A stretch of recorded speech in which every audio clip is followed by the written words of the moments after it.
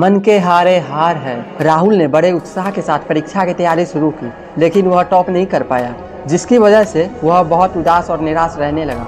वह अपने आप को असफल महसूस करने लगा। अब उसका पढ़ाई में पहले की तरह लगन नहीं रहा। उसने पहले की तरह प्रयास करना भी छोड़ दिया। राहुल की इस परेशानी का पता जब उसके अध्यापक को लगा, जो कि उसके मार्गदर्शक थे, तो उन्होंने एक दिन अपने घर पर बुलाया और पूछा, क्या बात है राहुल, आजकल तुम काफी उदास और परेशान रहते हो और पहले की तरह तैयारी करना भी छोड़ दिए। राहुल ने उदास स्वर में कहा, मैंने दिन रात मेहनत की, पर जैसा चाहता था वैसा रिजल्ट नहीं आया, इसीलिए मैं उदास हूँ। अध्यापक कुछ समय के लिए शांत रहे, फिर कुछ सोचकर उन्होंने उससे कहा कि मेरे पीछे आओ।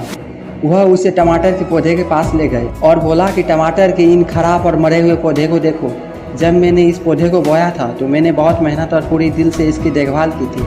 मैंने समय समय पर सही मात्रा में पानी दिया, खाद भी डाली और कीटनाशक का छिड़काव भी किया, फिर भी यह खराब हो गया। तो क्या? राहुल बोला, इतनी सारी मेहनत, इतना पैसा और समय देने के बाद भी अगर जैसा रिजल्ट हम चाहते हैं वैसा न मिले तो इतना सब कुछ करने का क्या फ़ायदा? अध्यापक बोला, ऐसा नहीं है। फिर उन्होंने एक दरवाजे की तरफ इशारा करते हुए कहा कि अब एक बार ज़रा इस दरवाजे को खोल कर देखो। रोहित ने दरवाजे को खोला और देखा कि सामने बड़े बड़े टमाटर के ढेर पड़े हुए थे। उसने पूछा कि यह सब कहाँ से आए?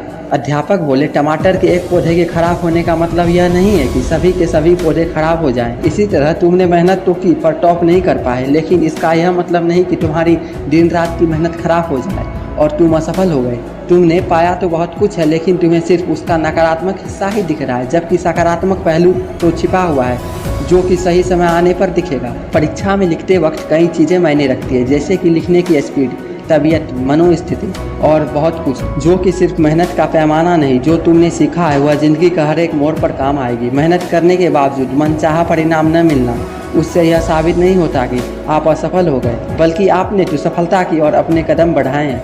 थॉमस अल्वा एडिसन ने भी एक बार में ही बल्ब नहीं बनाया था। वो तो एक ऐसे इंसान थे जिन्होंने कभी यह विचार ही नहीं किया कि वो असफल हुए हैं। 9,999 बार तक वो असफल रहे, बल्ब नहीं बना पाए, और आखिर में 10,000वें प्रयास में उन्होंने बल्ब का आविष्कार करके दुनिया के सामने रख दिया। उसका माइंड सेट तो इतना स्ट्रॉन्ग था कि वो कभी भी यह नहीं सोचते कि मैं असफल हो रहा हूँ। उनके मुताबिक तो वे 9,999 तरीके जान गए जिससे कि बल्ब नहीं बनाया जा सकता है। ऐसे और भी कई हज़ारों उदाहरण इस दुनिया में है, जिससे कि हमें काफ़ी प्रेरणा मिलती है।